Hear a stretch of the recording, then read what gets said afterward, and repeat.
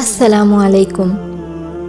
যখন থেকে আমি জানতে পেরেছি আমার রিজিক আমি ছাড়া অন্য কেউ ভোগ করতে পারবে না, তখন থেকে আমার হৃদয় চিন্তামুক্ত ও প্রশান্ত হয়ে গেছে। সেদিন থেকে আমি কাউকে নিজের প্রতিদ্বন্দ্বী ভাবিনি, কারো ভালো দেখে আমি হিংসায় জ্বলিনি। জীবনে যা যা পাইনি তার কোনোটাই আমার রিজিকে ছিল না, বিশ্বাস করেছি, আর সেই জন্যই আফসোস হয়নি আর কোনো দিনও। অন্তরের মধ্যে একটা প্রশান্তির দীর্ঘশ্বাস ফেলে সব কিছু মহান রবের হাতে ছেড়ে দিয়েছি, কারণ আমার জন্য যা ছিল সেটাই হয়েছে, আর আগামীতেও তাই হবে। আর যা হারিয়েছি সেটাও আমার ভালোর জন্যই হারিয়েছি। আলহামদুলিল্লাহ, নিজের রিজিক নিয়ে দুশ্চিন্তার কিছুই নেই।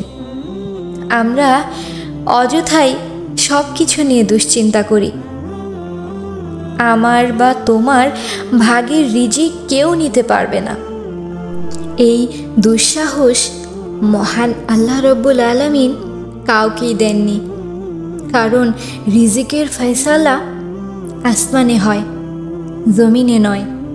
তাই হতাশ না হয়ে সর্বশ্রেষ্ঠ আল্লাহর উপর ভরসা করো, তোমার জন্য আল্লাহই যথেষ্ট। আলহামদুলিল্লাহ, ইনশাআল্লাহ।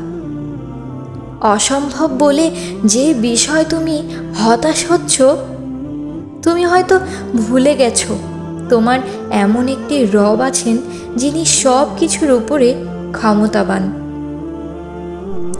সৃষ্টিকর্তা তোমাকে চোখ দিয়েছে দেখার জন্য, তোমাকে হাত দিয়েছে খাওয়ার জন্য, কাজ করার জন্য, তোমাকে পা দিয়েছে হাঁটার জন্য, তোমাকে মস্তিষ্ক দিয়েছে বোঝাপড়া করার জন্য।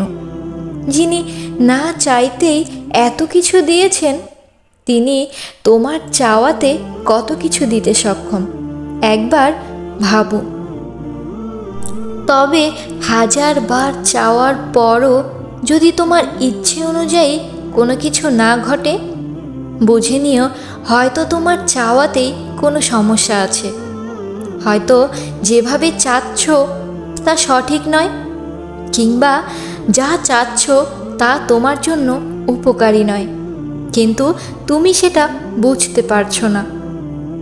বুঝতে পারো আর না পারো, তোমার কাজ একটাই, তুমি তোমার রবের উপর চোখ বন্ধ করে বিশ্বাস করো। যদি তুমি দুনিয়ার ক্ষণিকের এই মানুষদের উপর বিশ্বাস করতে পারো, তবে তোমার মালিক যিনি, তার উপর কেন তুমি বিশ্বাস করতে পারবে না? যিনি অপ্রত্যাশিতভাবে বিপদে ফেলতে পারেন, তিনি কল্পনাতীতভাবে সেখান থেকে উদ্ধারও করতে পারেন।